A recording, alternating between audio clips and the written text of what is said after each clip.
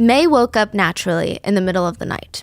She starts adjusting her eyes to the dark, and for a brief moment, she's thinking, yeah, no, I'm sleeping. I'm having a nightmare.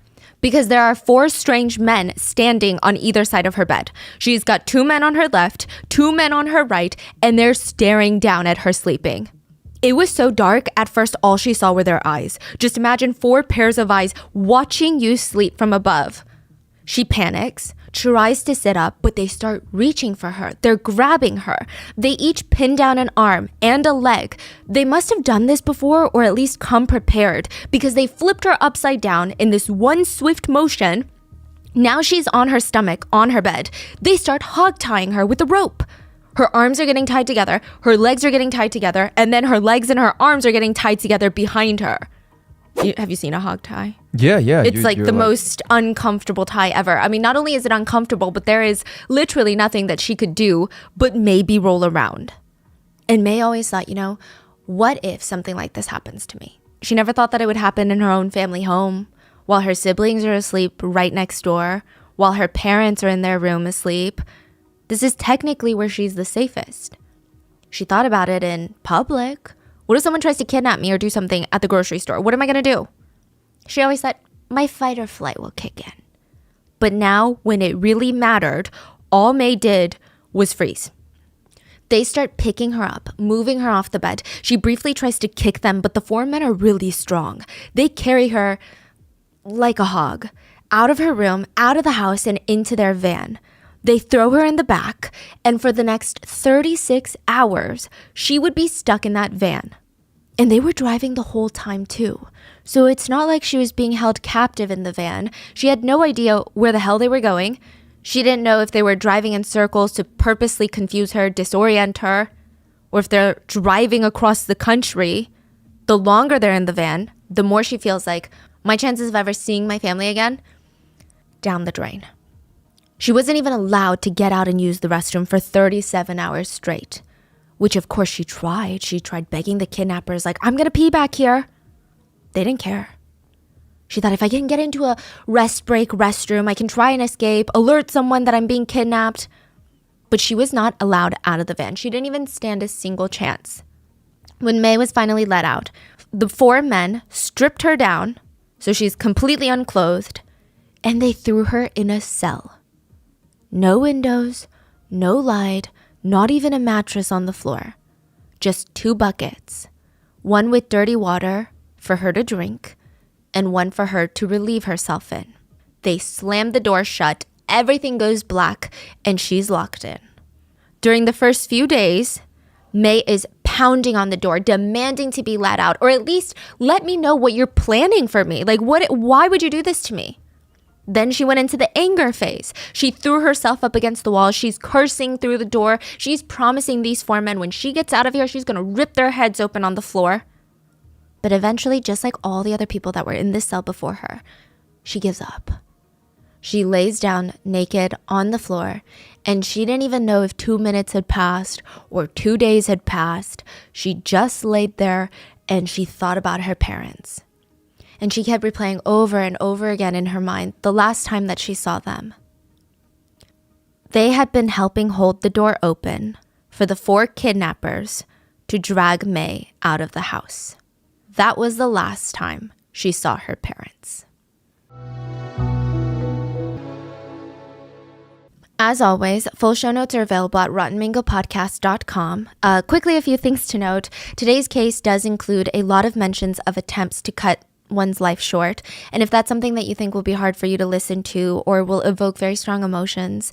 Also, today's case is a little stomach churning. There's a lot of gross details which we have to address. So if that's also something that's difficult to hear, this might be the best one to skip, and we can see each other again on Sunday for the mini-sode.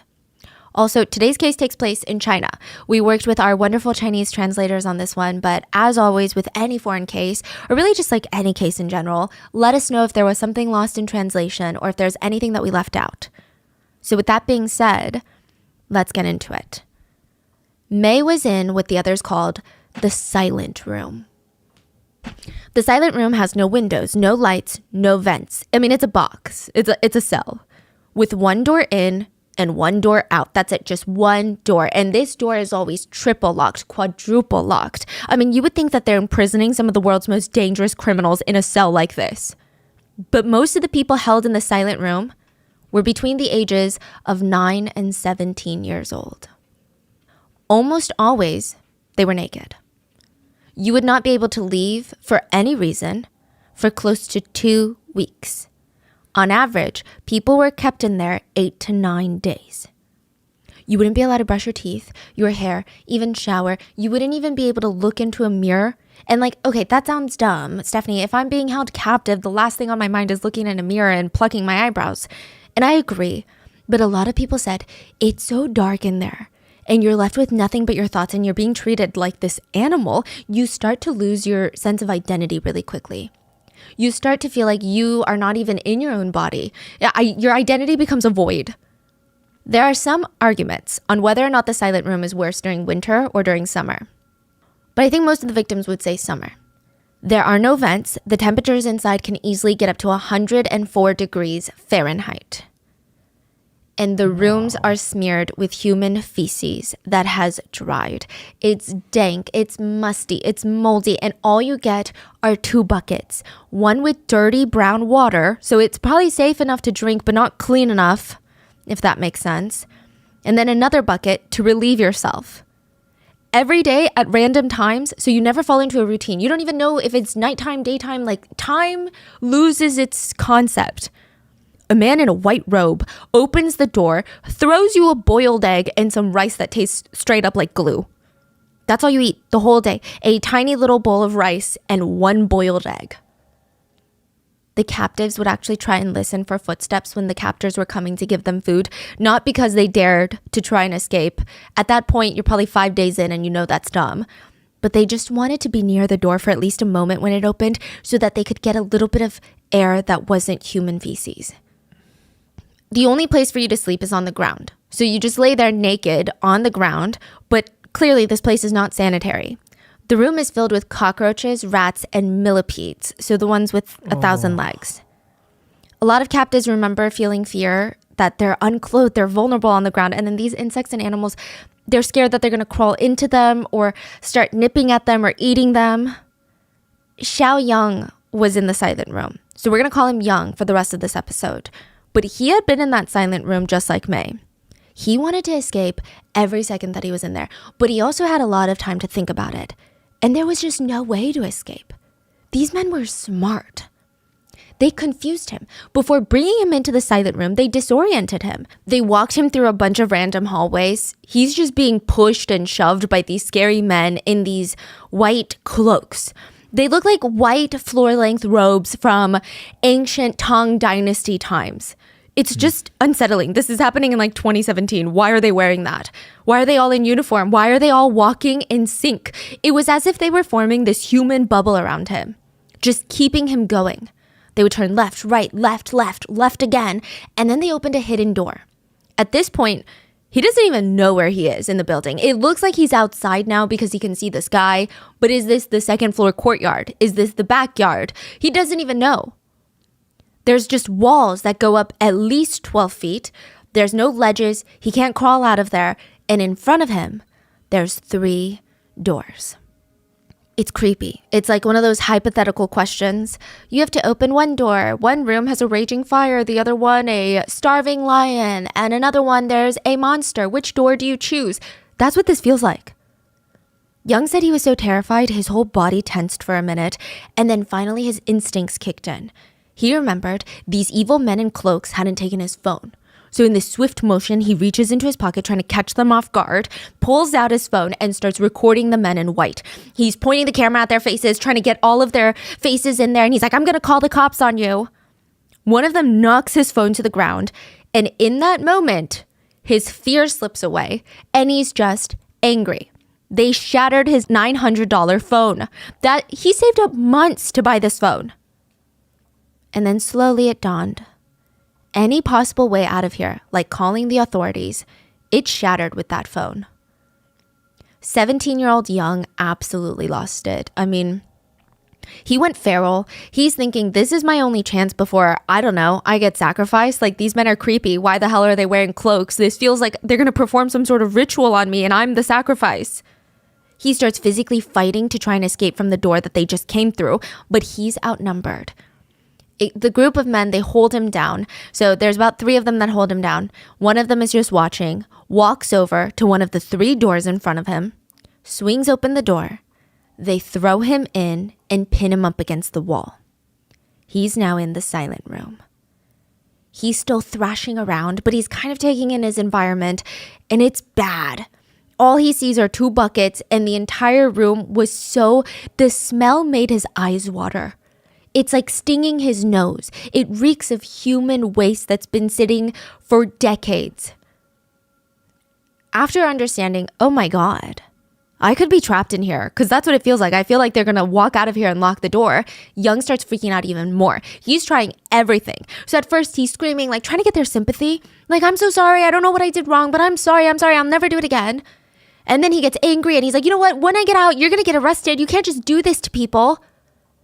And then eventually, out of sheer desperation and honestly some truth behind it, he starts begging. Please, can I just use the restroom for a second? Please, like I need to go to the restroom. Please, just let me out.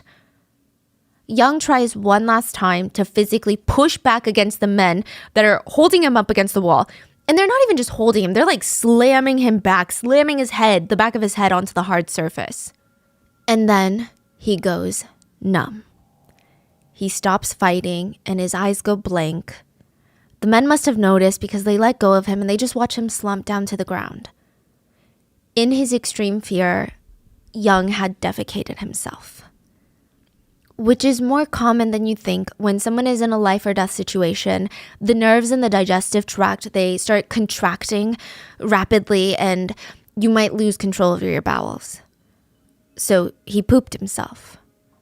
And he slumped on the ground, just defeated, because he's never done that before.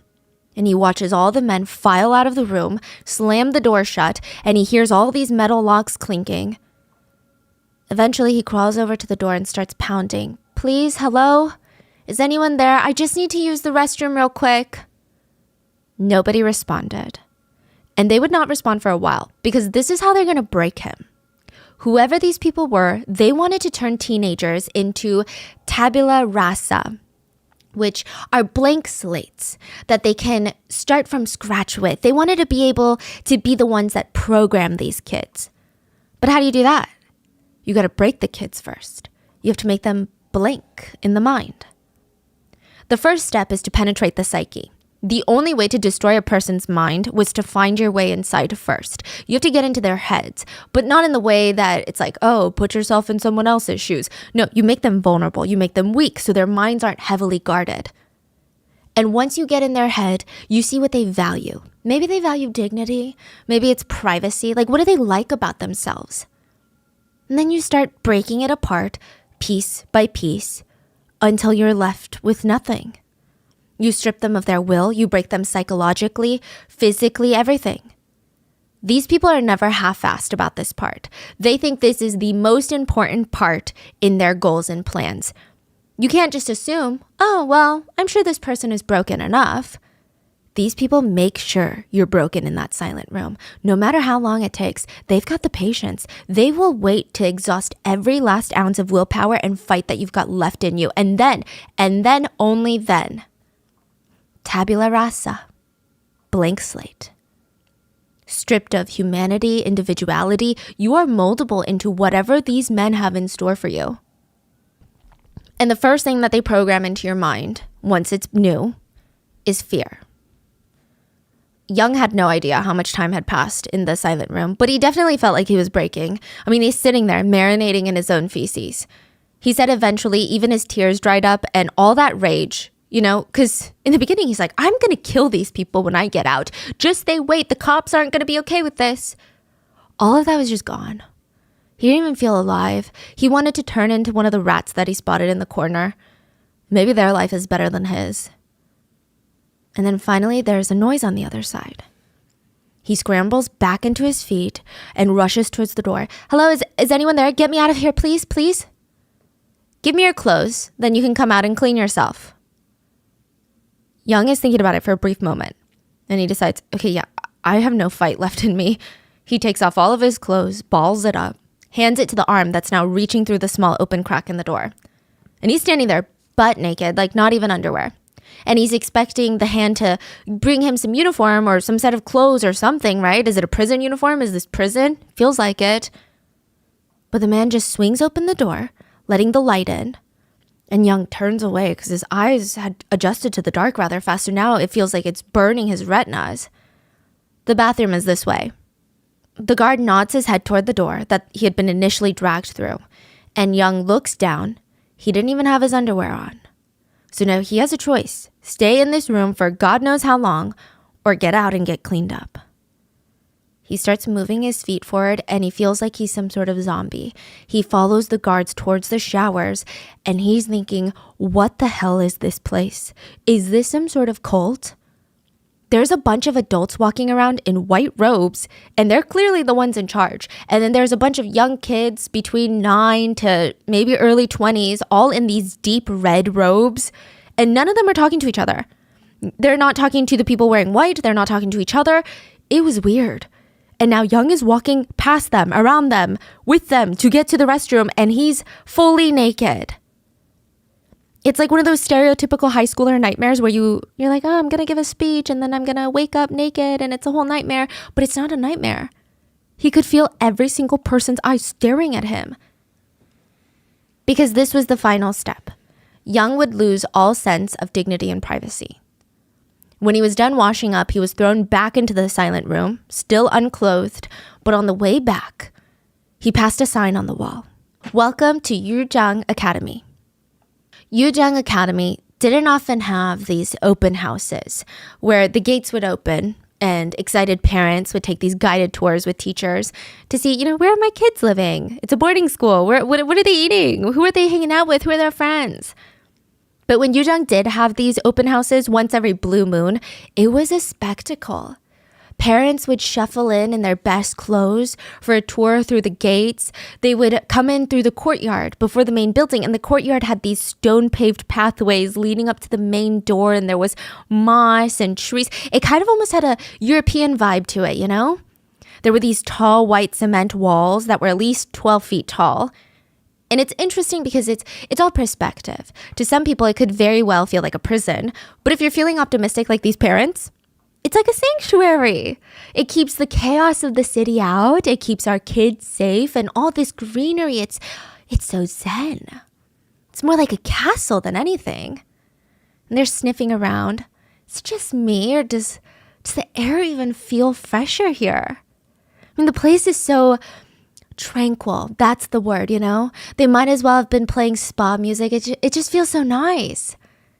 The parents are getting a guided tour of room by room, and each of them are thinking, well, yeah, okay, no wonder our kids don't even call us that often. It's so nice here. They're probably having way too much fun.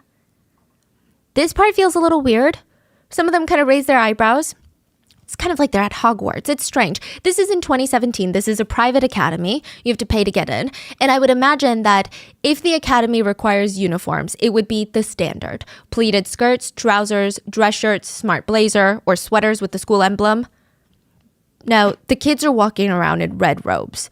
Deep red wine-colored robes.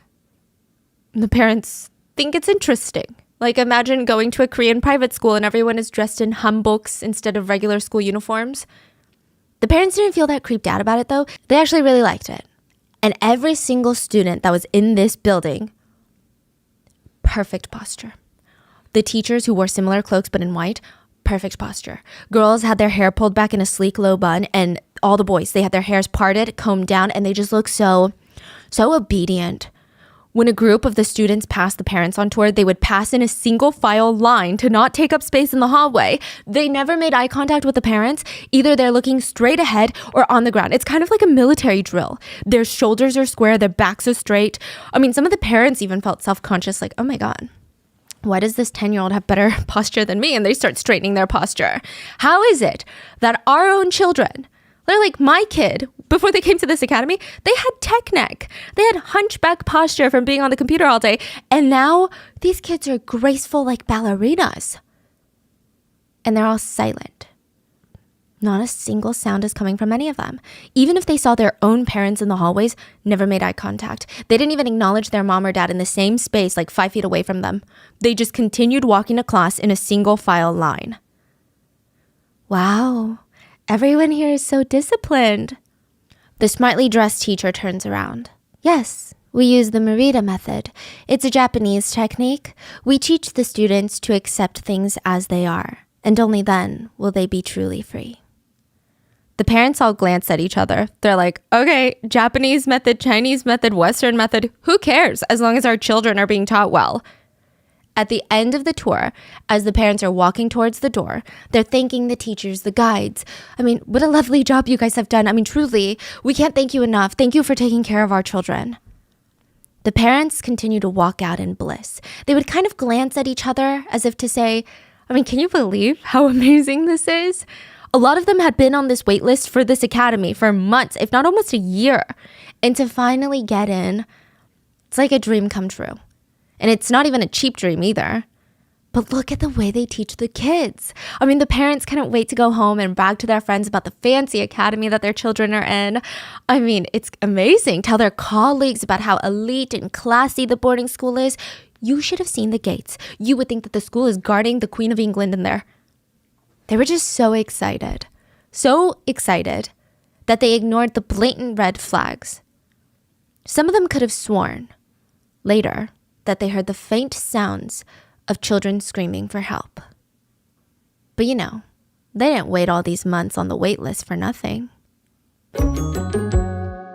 Let's talk about spooky season. Okay, spooky season is here full force and I'm thick inside of it. Spooky season for me lasts until about Christmas time. And every weekend during these last few months of the year, I love a movie night. I mean, there is something about watching a horror movie, pizza, popcorn, and all of my whole family just on the couch.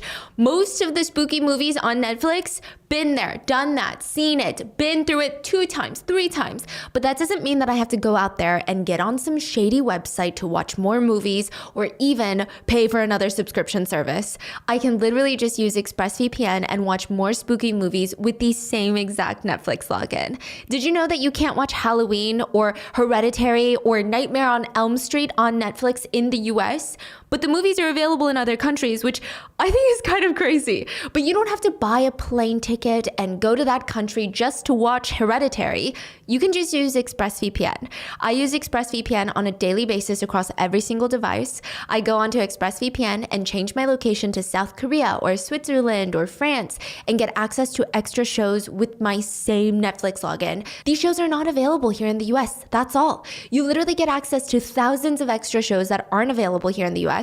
So take, for example, the movie Scream, the original one, which a lot of people argue is the best one. If I didn't have ExpressVPN, I would have to purchase the movie or go on some shady website. But since I have ExpressVPN, I can change my location to Canada and watch. And I don't waste time. I don't waste money. It takes like 3 clicks to do this. It's useful all year round, especially for my K-drama lovers, but not even just during spooky season. If I change my location to Australia, I can watch Lord of the Rings, or the original Top Gun is only available in Germany, and Parasite in South Korea. I think I saved over $50 this month just by using my Netflix subscription with ExpressVPN to watch whatever I want. And unlike a lot of other VPNs that I've tried before in the past, ExpressVPN is dedicated to making sure that your Wi-Fi stays super fast all the time, so you never have to buffer for any of your favorite shows and movies. You can use it on your laptop, phone, TV, and it doesn't just work for Netflix. ExpressVPN works with pretty much all streaming services like Disney+, BBC iPlayer, Shudder, you name it. So get your money's worth and get 3 extra months of ExpressVPN for free when you go to expressvpn.com/rotten. That's expressvpn.com/rotten. expressvpn.com/rotten. After the silent room, each student is given a red cloak to wear. Their uniform, that's it. No phones, no personal belongings. Their sense of identity is gone. They're just another person in a red cloak. They're part of the bigger picture. They would be given some basic human necessities, like a dorm room to share with other students, and still no AC, so it's like 100 degrees in that dorm room. They get a flushable toilet, a bit more food, but that's about it. They were essentially prisoners in a torture academy. They would have to wake up at 5 a.m. every single morning, first thing that they do is pray to the Confucius statue outside. It's like this massive statue of Confucius. They would have to attend classes where the teachers would just hand out pages upon pages of old Chinese literature, and they would have to memorize the pages word for word, not even soak in the knowledge from it, but memorize it word for word and then rewrite it. They're not even learning. It's nothing at this point. It's just memorization that they forget. But if they don't even do that perfectly, they would be hit and beaten. At the front of the classrooms, there were typically two things on display for the students. A metal ruler. This metal ruler was as thick as your phone is thick. Solid metal, almost 2 feet long. They would hit your palms with this. After about 5 hits, you could no longer write. You couldn't even close your fingers halfway because of how swollen and inflamed your hands would be. The minimum punishment was 5 strikes to the hand, but there was no maximum punishment. It would depend on the teacher's mood. Sometimes it's 10, sometimes it's 30. And there was no reasoning on why you would be hit. Even if you used the wrong word or didn't respond fast enough or genuinely just breathed a little too loud for the teacher's liking, you could get beaten up. To give you an example of how random these punishments were, every single night, the academy held moral exams. They would call out all the students into the courtyard and the teachers would line up with their weapons. Everyone is holding their breath. Hopefully, we're not going to get called today. Every night, a few random students would be called to the front and the teacher would ask, "Do you know why I called you up today?" Most of the time, they don't even wait for you to respond before they start beating you. Obviously, if you try to fight back, they lose their marbles. But even if you instinctively shield yourself, like anyone with good reflexes would, the teachers get more upset. They beat you harder. Even if you weren't the one that's unlucky getting beat, if you looked away because you don't want to witness the pain of other students, you don't want to see it, they would beat you and tell you to watch. But sometimes the teachers would get creative. Now, there were 2 female students, and one of the teachers just despised them for no apparent reason. It's not like they were particularly unruly or disobedient. He just hated them. One day in class, he points at the 2 girls. You, follow me. He leads them to the restrooms and points at one of the stalls. Unclog the toilet. He watches as they hesitantly open the stall door, and it was, it wasn't even clogged. It was overflowing with feces. Well, what are you 2 doing? They look around. They're so nervous. They don't even want to say it, but, "Sir, there's no plunger. Do you have any tools?" He just scoffs and responds, "Well, you have hands, don't you? Use them." They were forced to get on their knees and unclog the toilet using their bare hands. The girls said they had to try the whole time to not think about the feeling against their skin, but even today, they can smell it still. They can feel the texture and even the visual of everything that was in there.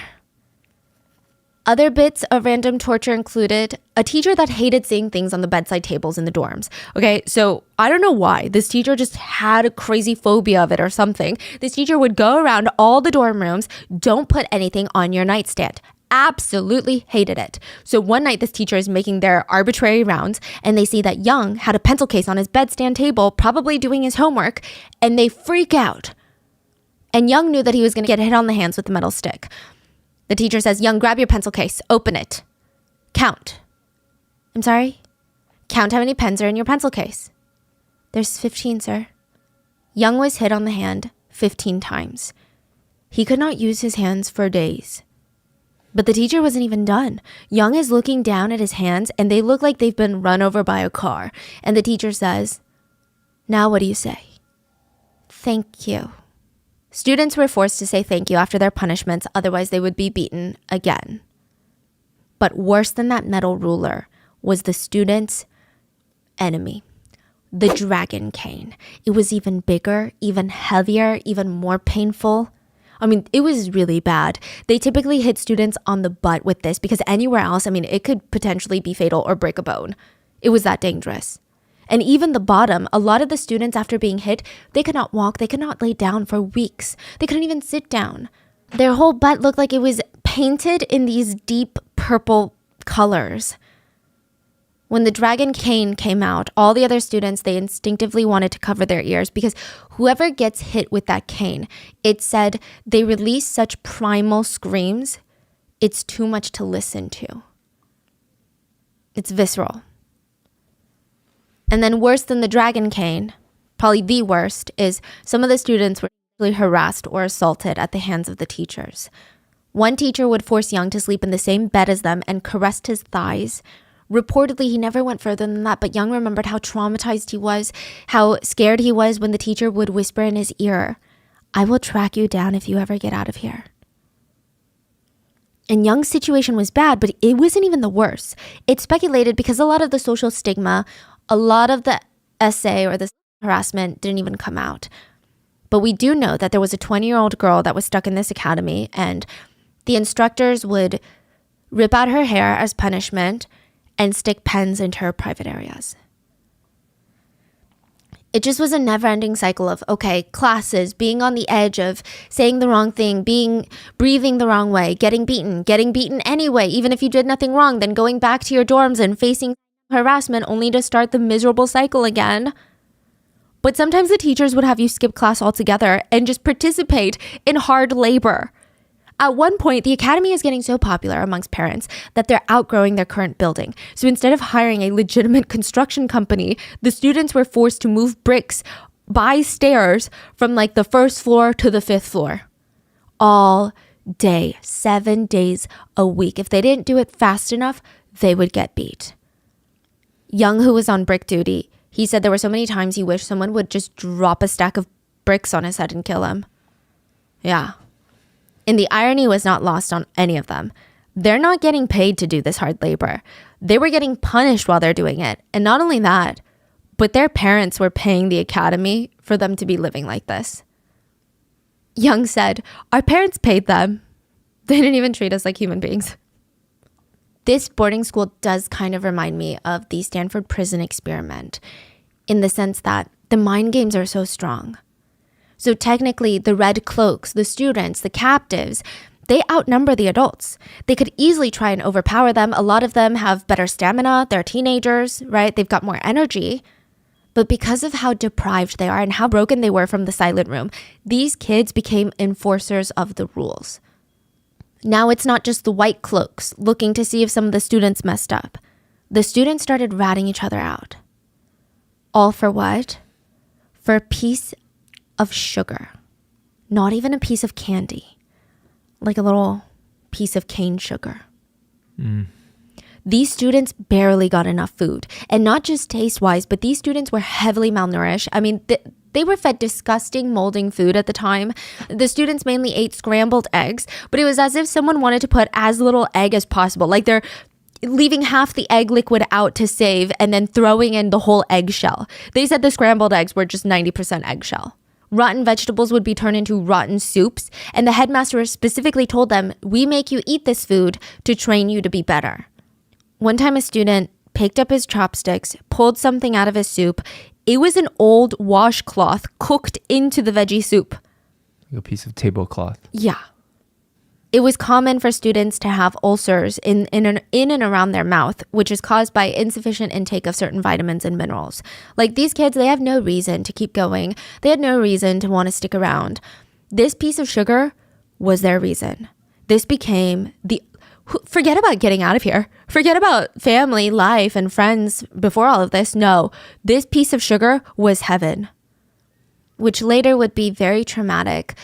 A lot of the victims said they lost so much self-dignity.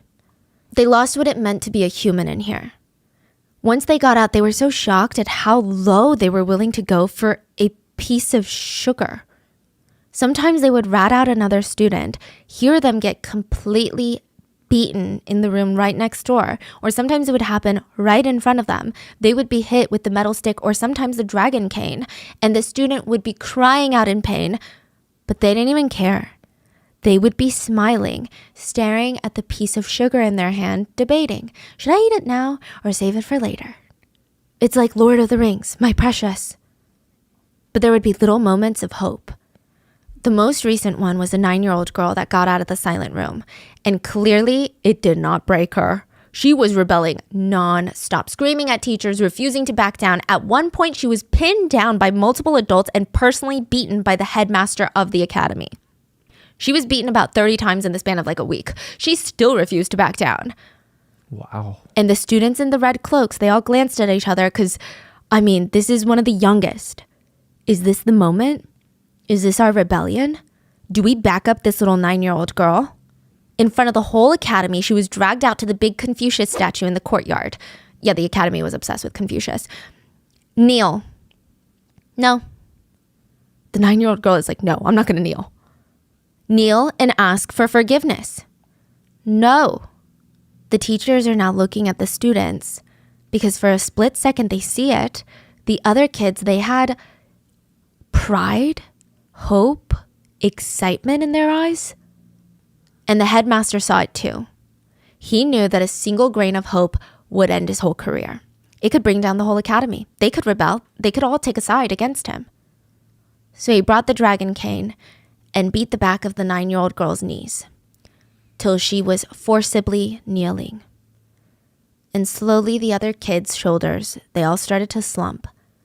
And their very brief symbol of hope was gone. In the end, she would kneel in front of that Confucius statue all day until she passed out from a heat stroke. Some of the kids decided that day that there was no way of escaping. None of the stories of escape from the academy ended well, and these students realized that these successful prison escapes, they only happen in TV shows. Young decided his only way to try was grab the bottle of laundry detergent left in the laundry room and chug the remainder of it. There was only half a bottle of liquid left, but he hoped maybe it'll do the job. Within the hour, he felt like there was lava running through his stomach, running through his brain. It felt like his skull was about to explode. The teachers noticed. They rushed him to the local hospital, and the doctor said, we have to pump his stomach, and the only option to do that is you got to sign these permission forms because he's a minor, and we're about to pump his stomach. We can't just do that.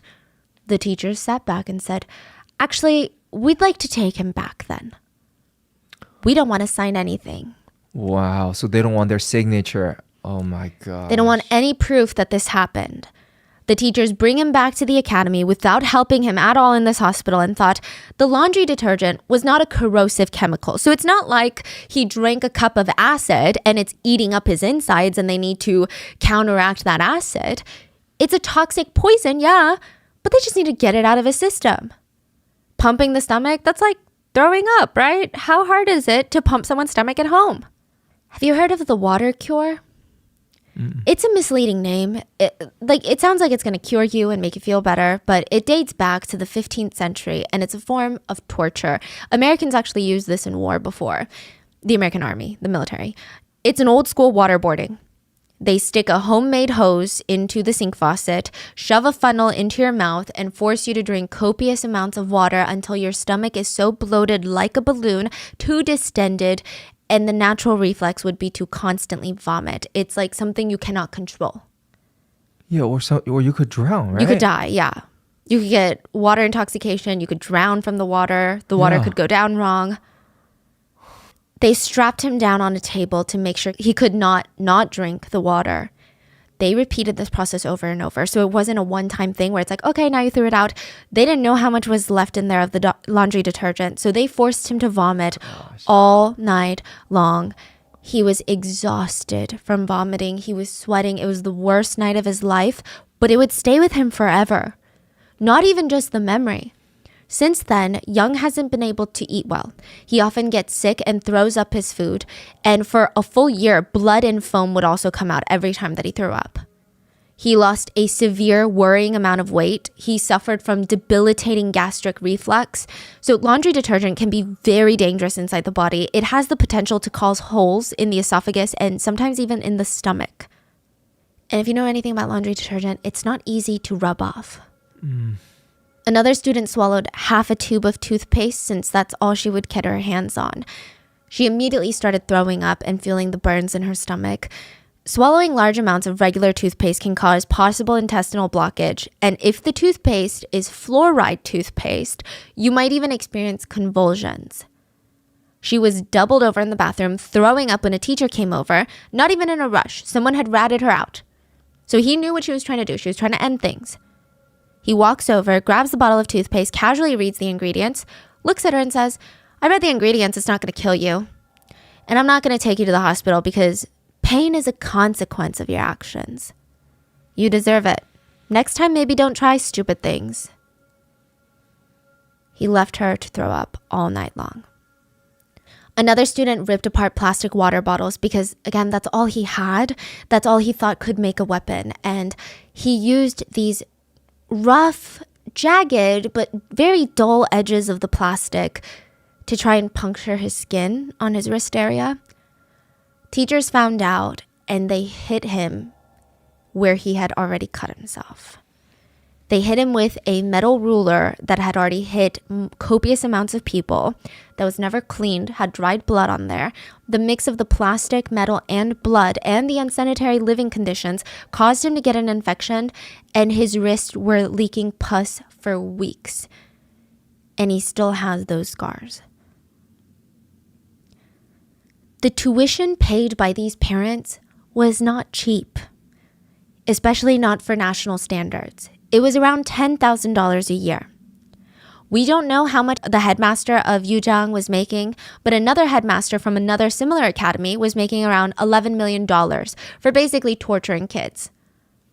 The part that intrigued a lot of netizens, though, were if parents are paying this much, right? And they're able to visit the school, see the students, sometimes even interact with their own children, why didn't the children tell them that this was all happening? I mean, surely the parents would be lining up and trying to beat up the abusers. They're not going to pay the abusers for traumatizing their own kids. When it was parent day, the whole school transformed into this beautiful Hogwarts-style boarding school. Chefs were brought in to cook for the parents. And they said, oh, these are our chefs that were here all year round. Gone was the rotten cloth veggie soup. It was now replaced by healthy, organic meals with tons of variety, and the students would just stare at the food in disbelief. They did unspeakable things for a piece of sugar, and now their parents are standing there tasting the food, telling their kids, nagging the kids, be more grateful.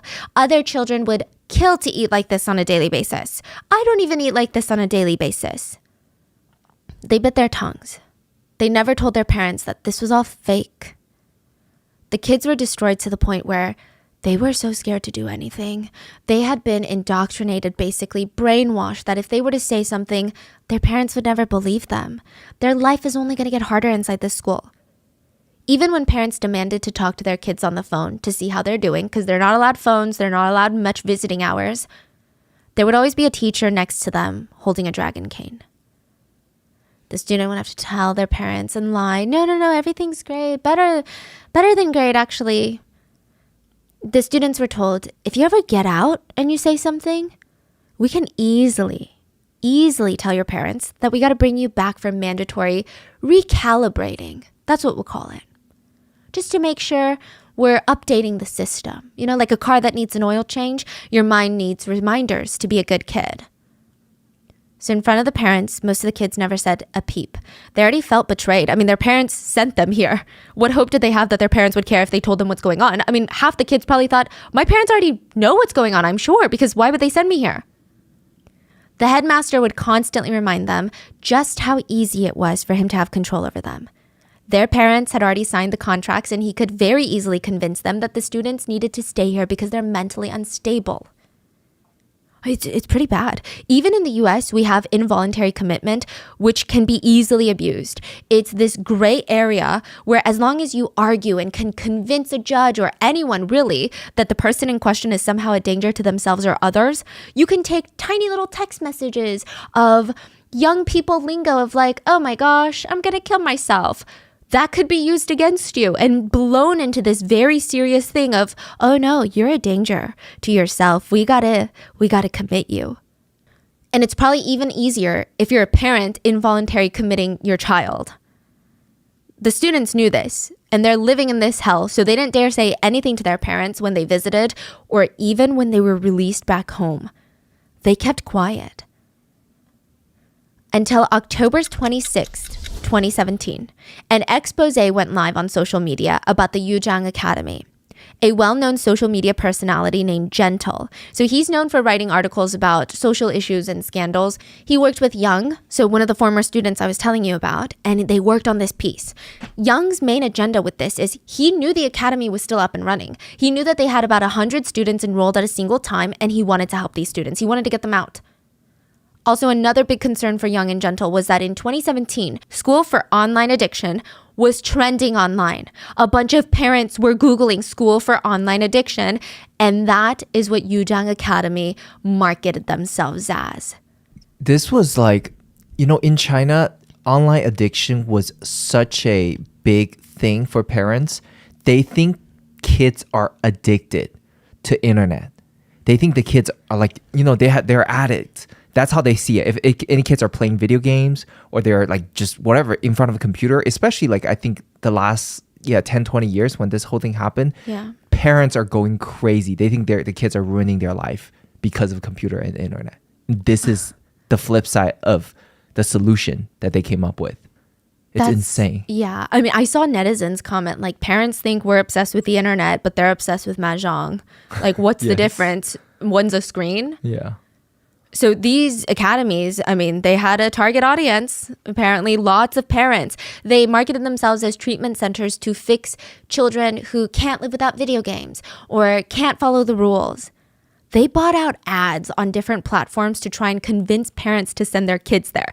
They spent over $100,000. Yujang Academy spent over $100,000 to advertise their academy. And their message was, in the ads, through national education methods, we will turn your poorly behaved kids into well-mannered, well-behaved, thoughtful children. And just to give you like a picture of what it usually looks like, it's like kids starting to play video games, or they will spend their off times on the computer. And the parents were trying to talk to them like, why aren't you studying? Why aren't you doing this? Why aren't you doing that? And the kids just want to escape that, right? So the parents think internet is the issue. A lot of time in these type of situations, it's the reflection of the family, the parenting, the surrounding, just all of that. So it's usually, the parents are pushing the kids further and further and further. So the kids just completely want to block them out. And then these parents turn to these online addiction school, quote, school, to train their kids. It's like they don't want to put in the time to train their kids. Yeah, they think this is the solution. Because whenever I'm hanging out with my family, like if I'm genuinely having a good time with my parents, I'm not going to be on my phone. So maybe you should bond with your children.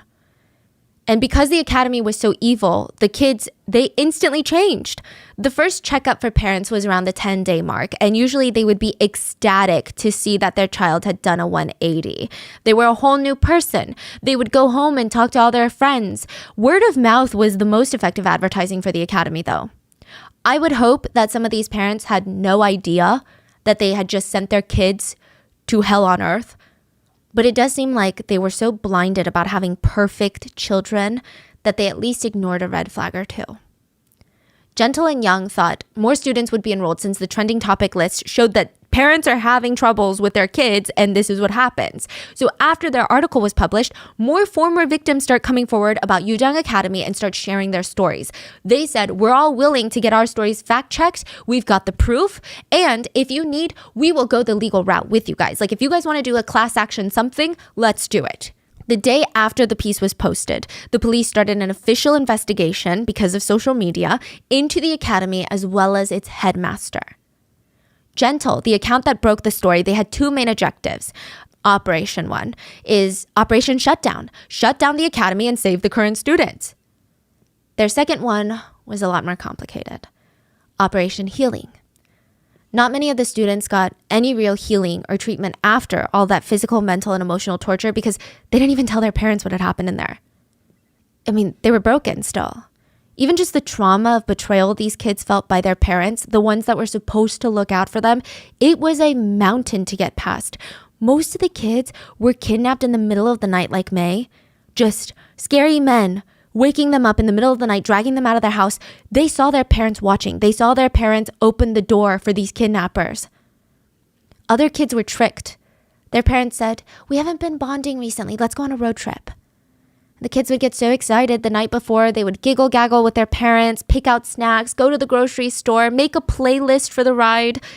And then after a few hours and a long nap later, the kids would wake up in front of a creepy looking boarding school. Their parents would drag them out the car, kicking and screaming, get back into their car, just drive away. They wouldn't even look back. Almost always the kid tries to chase them down, but they didn't even have a chance. And when they finally turned around, there's a group of 10 men in white robes ready to catch them. They would be dragged inside and thrown naked into the silent room. A lot of victims lost all hope and faith in parents, family members. They had such a violation of trust after this. They didn't even know how to get that back, how to get past that.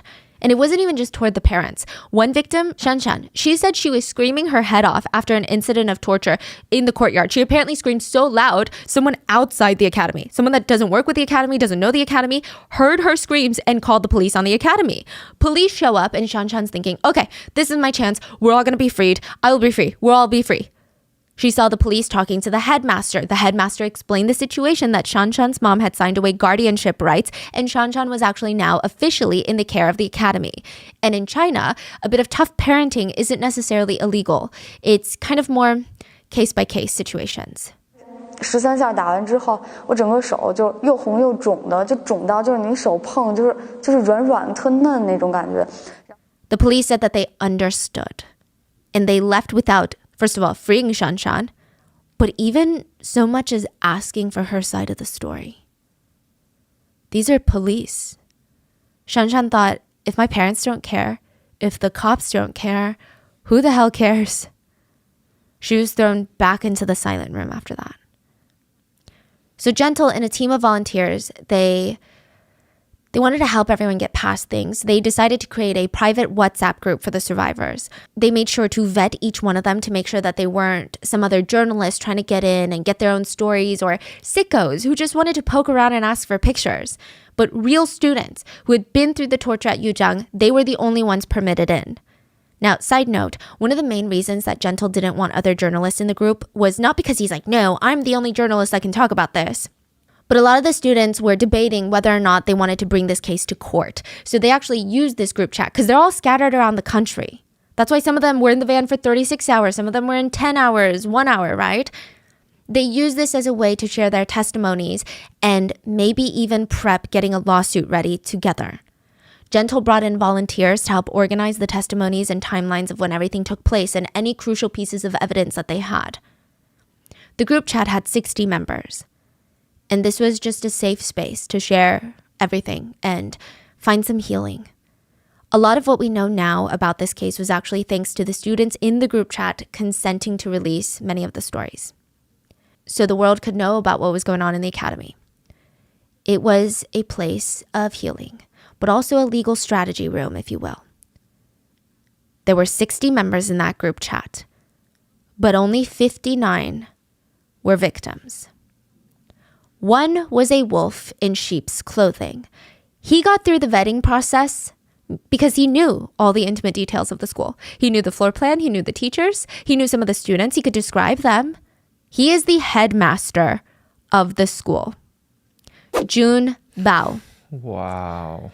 He goes by JB, and JB was going to use this group chat to try and break the students one last time. JB was actually unemployed before he was the founder and headmaster of the academy. He started it in 2013, and there's not much about this guy other than he founded and ran this academy. I believe he invested $1 million USD into the academy to get it started, but I did find something that I thought was very telling of his character, besides all the torture and crimes. He was obsessed with the 3 obediences and 4 female virtues of Confucianism. So you're like, what? Okay, I didn't know any of this. I was confused. The 3 feminine obediences are: a woman is obligated not to act on her own initiatives and must submissively obey or follow her father at home if she has not been married yet, her husband after getting married, and her sons after her husband's death. The 4 feminine virtues are womanly speech. Do not use sharp words, like, for example. I'm not going to do that. For example. That's an example of something that's not womanly words. Some interpret this as speak only when the time is right and never utter slanderous words. Choose your words carefully, aka don't talk like ever. Feminine conduct. Basically, be ashamed of everything and conduct your life around not burdening others and not doing anything that society deems as shameful. Feminine hygiene is basically the other one. It's always look amazing and be free of filth and disgrace. Feminine work is the last, which stands for concentrate on your work, keeping home, don't like silly play, and don't be so engaged in laughter and gossip. Prepare wine and food neatly and offer that to guests. I mean, I'm sure there's more modern interpretations of that, but I don't think that JB liked the modern interpretations. I feel like he likes the old school interpretations. He wanted to run his academy off of this. Like, that was his whole vision. Creating a bunch of submissive blank slates he could control to line his pockets with money. And now all that hard work is at risk. With the stories coming out, the case is getting a lot of attention online. So JB joins the chat to understand what they're thinking, what they're planning, and it's just so shameless and unhinged. JB created a fake account to pretend and be one of the students to read the messages of the victims that were talking about what they went through. He saw the most vulnerable parts of the students' trauma, the trauma that he created, and he took thorough notes, like he's some sort of attorney, about every single person so he could find ammunition and figure out what their little motives were. He knew that there might be a legal case, so he got to work. He hunted down the addresses to all the former victims, matched them up to the names in the group chat, and went full stalker mode. He would send former victims, anonymous messages to scare them into silence, and the messages would read, "Please take responsibility for your words, okay? Justice will be served. You should be clear about your attacks and defamatory words against Yujang Academy. If you're willing to be a good person and delete all of your posts, we can give you a chance. Or else, we have a lot of forces in your local area." Smiley face. He ended up tracking one of the more passionate and vocal students down and personally going to visit that victim at his personal residence. The student's name is Leo, and Leo was at his home when the doorbell rang. And he opened it thinking, okay, it's probably a family friend, a family member, or maybe my parents have guests. He froze. And then he snapped out of it, pulled out his phone and started recording the headmaster who was at his front doorstep. JB was pissed, but he was also audacious. He starts questioning Leo. "You're gonna say things that didn't happened, huh? What's this?" JB shoves his phone into Leo's face, presumably with screenshots of everything Leo had said in the group chat. And Leo starts screaming, "Uncle, call the police, uncle, but hurry, call the police." Then he turns back to JB and says, "You know I almost died in there, right? Did you know that? Oh, there you go, with your signature smile." 你知道我差点死在你们那个地方吗？对，你又露出了招牌式的笑容。 The headmaster's just smiling at him. He says, "But after so many years, nobody actually died, did they?" 学校那么多年也没有哪个学生死啊。 JB shoves his way into Leo's house at this point, and they're standing in Leo's living room. Leo picks up his phone to say, "Hello, I called the police just now and someone just broke in. I suspect that this person could attack any time. Yes, I think this is a life-threatening situation. I'm very scared right now." Eventually, JB leaves, but he doesn't stop harassing the other victims and creating new trauma. He would pose as a student and ask the others personal questions about their lives, wanting to know where they work now, what they do, what school they go to, just so he could try and ruin their lives so that they would take down the post. At one point, he starts trying to befriend the volunteers because these are the ones helping organize the information. They're kind of like the information hubs of the group chat. At one point, he befriends one and sends one of them a file. And they open it thinking it was a student sending them proof of abuse that they would add to their files of, all the evidence. Their computer starts glitching. It was a virus. Sources state JB hired someone to install a virus on the computer of whoever opened that file, and he would be able to look at the files on that person's hard drive. Wow. JB wanted to get the full file on the potential lawsuit. Thankfully, it didn't work. But JB didn't stop. He kept harassing the volunteers, finding out where they work, where they go to school. One of the volunteers' name is Mo, and we'll call her Mo. Mo was a college student who just volunteered in her free time. I mean, when she's not doing work, she would help organize, set up committees, contact reporters, lawyers. The victims really appreciated her. And she's doing this out of the goodness of her heart. She's not getting any recognition. She's not getting money out of this. JB found out what school she went to, starts calling the university, spreading rumors that she's involved in a crime syndicate. The rumors started circulating and everyone just treated her differently. Her professors didn't want to help. They didn't want to talk to her. They didn't want to have connections with anyone they thought had ties underground. She dropped out of school because the harassment got so bad. But it trickled into other parts of her life. Her boyfriend started getting calls, rumors about his girlfriend. Thankfully, he didn't believe them, and he knew that his girlfriend was going up against the school, so he just assumed it was Yu Jiang. He was worried about her, though. So one day, she stops responding to messages as quickly as she normally does, and he starts feeling panicked with everything going on lately. This is so out of character. I mean, he could have just been paranoid, but he didn't want to take the chance. He rushes to her house, finds her unconscious in the bathroom. Oh my gosh. She had gone into the medicine cabinet and taken 6 different bottles of cold medicine mixed with prescription drugs. She was rushed to the ER, her stomach was pumped, and thankfully she survived. She would have lifelong stomach and intestinal issues and would receive intense mental therapy after her attempt. She also just kind of lost her hope in the world, you know? She stopped volunteering. She stopped working with victims. I mean, it was just... A lot of the victims, and even Gentle himself, said she was one of the best people you would ever meet.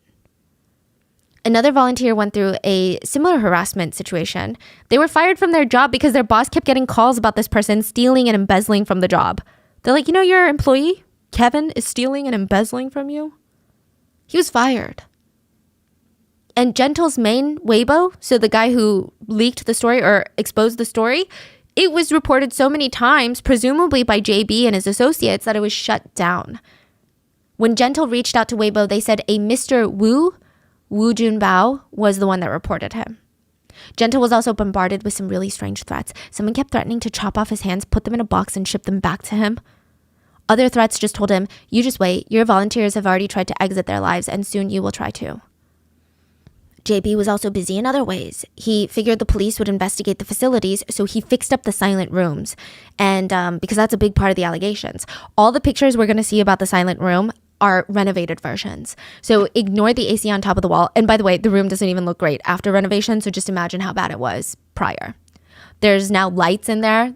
Yeah, no, they never existed. JB would try to argue that he used that room to calm students down. It was like a room for reflection, meditation. Zen. Finally, November 8, 2017, the academy was shut down and over 80 students were rescued. JB and the main teachers were arrested, and it just reminded everyone of Room 13 and Monster Yang. Everyone is like, this feels like a repeat. What's going on? So Room 13 was a treatment room in another academy, another rehabilitation center for online addiction. It was started by a man that he called himself Dr. Yang, but everyone calls him Monster Yang. He claimed to be a psychiatrist and professional mental health advocate. He was neither, okay? But he would electrocute students to get them to change, get them to be obedient. So instead of the silent room, he had Room 13. The first thing when a student comes in, they would be admitted into Room 13. They would be tied to a bed. There would be a strap holding down their foreheads onto the bed so they can't even wiggle their heads around. There would be an electroshock therapy device placed on their head. They would have a gag in their mouth. And when they wake up, their eyes are panicked. They would be staring at Monster Yang, who is now sitting and smiling at the foot of the bed. And he was always in his white doctor's coat. And he'd ask, do you know why you're here? They can't answer because they have a gag in their mouth. But it didn't matter because Monster Yang seemed to get off on this. This like back and forth asking questions. And as these students are panicking to answer, he would press a button and electrocute them. Do you admit that what you're doing is wrong? Before they can answer, not that they can, electrocuted. Are you willing to be good? Electrocuted. Do you want to get your treatment done? Electrocuted. One victim said it felt like 10 million needles poking into your brain at once. You just had drool seeping down your face. Monster Yang didn't care if students peed themselves, if their fingernails were digging into their flesh so hard that they bled, or if they were bleeding from the brain or their nose. I mean, it didn't matter. He would do it until the patient collapsed and obeyed him like a sheep until they were broken. And parents were paying thousands of dollars a month, about $1,000 a month, for their children to be tortured, essentially. Monster Yang is the one that made $11 million from this. He was really, really, really big at one point. Like, he has so many schools and... Yes. He had social media presence. Oh, yeah. He was famous. Parents loved him. They thought that he was a child whisperer. Turns out there is no such thing as a child whisperer, just abusers. Monster Yang's treatment center was shut down, but no charges were pressed against him.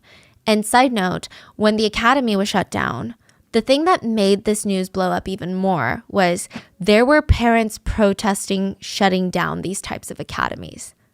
Not all the parents, but some of them. Protesting for it to not be shut down. Yeah. Yeah. These are parents whose children have been in the academy or were currently enrolled in the academy. I mean, this just goes against primal instincts to protect your child and want to rip apart anyone that hurts them.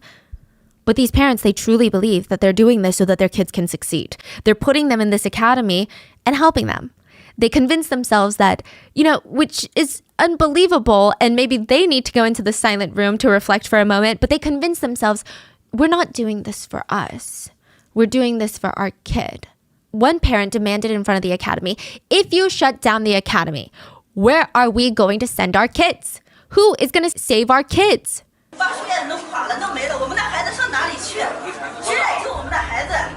Another one stated, we parents love our children. If they are getting beaten at this academy, of course we wouldn't want that. But tell me, where is the truth? Where is the proof? Other parents were just screaming, we support the academy, support the academy. Or just, yes, we can accept it. They were tortured, but it was for their own good. Netizens were disgusted by this. I mean, they wrote online, these parents are accomplices. Poor kids. These parents don't actually want the best for their kids. They only want to use them as assets and trophies to show off to their loser friends. The trial was just another crap part of this case. A reporter who attended said JB and the other teachers were smiling, giggling, as if they weren't nervous. They didn't seem fazed. And I guess that cockiness came from somewhere. July 2020, JB was sentenced to just 2 years and 10 months in prison. His main 3 accomplices were sentenced anywhere between 11 months to 2 years and 7 months. And as of today, they are all free men. Netizens were outraged. 2 to 3 years is nothing. This level of trauma, that's why they call it generational trauma. It's going to impact these people and their future families for generations. Young said, once I got out, I felt a lot of confusion and trauma. He just kept wondering, was there something that wrong with me that my parents would pay for me to completely change? Did they hate me so much that they wanted me to be a completely different person? Another victim, Shan Shan, said, when I saw my mom in the courtyard to pick me up finally, I hugged her and I asked while crying, Mom, do you not love me anymore? Is that why you sent me here? 看见我妈的时候，我就直接跟她抱上了，抱着她之后，我就哭，我说你是不是不爱我了，把我送来这个地方？然后我妈就说没有，我当时我就抱着我妈一直哭，我就说我以为你是不要我了才把我送这地方，因为当时老师也在旁边，我也不敢说什么。Shanshan said her mother had no clue that she was being abused, and that was the first step in her journey to healing. Another former student said after getting out, sure, she was on her phone less. I guess if that's what her parents wanted so badly, fine. But she also couldn't leave the house anymore. She had PTSD. She wants to just lay in the bed and stare at the wall. It took her 4 extra years to even just graduate high school. She had no friends, no job, no ambition, no motivation, just trauma, just PTSD. And she said, I guess you got what you wanted, right? If it wasn't for the academy, my life would have been so different. And that is the story of Yujang Academy. What are your thoughts? Please leave it in the comments and please be safe. I will see you guys on Sunday for the mini-sode.